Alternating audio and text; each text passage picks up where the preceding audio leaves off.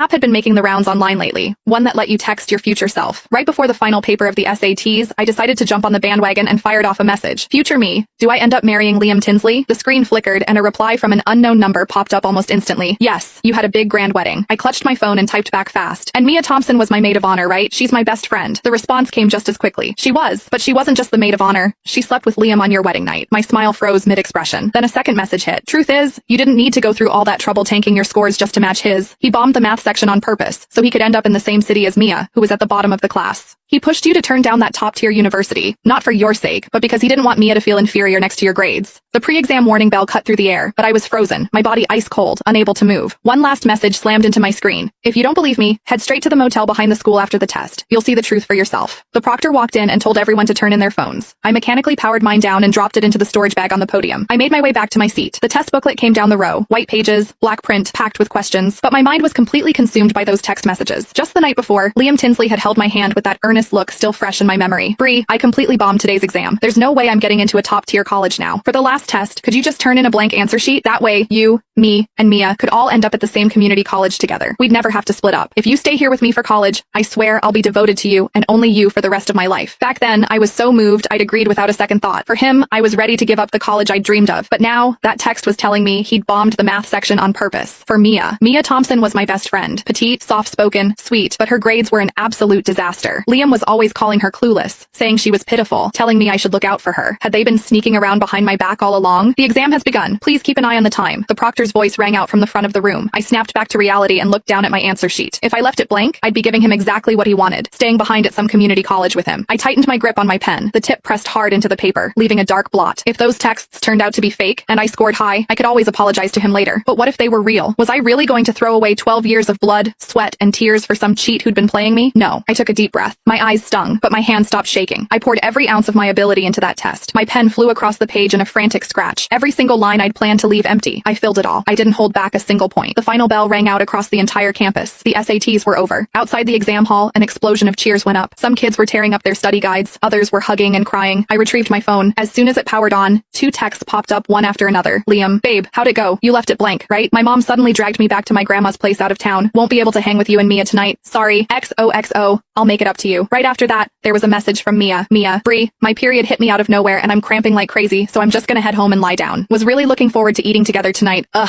You two go on your date. Don't worry about me. My grip on the phone tightened. Somewhere inside me, I already knew the answer. If it hadn't been for those text messages, I probably would have sent Mia a sympathy note and ordered her some hot tea, then told Liam to drive safe with all the understanding in the world. I slipped past the crowds of celebrating students, walked out the school gates alone, and broke into a run toward the street behind the campus.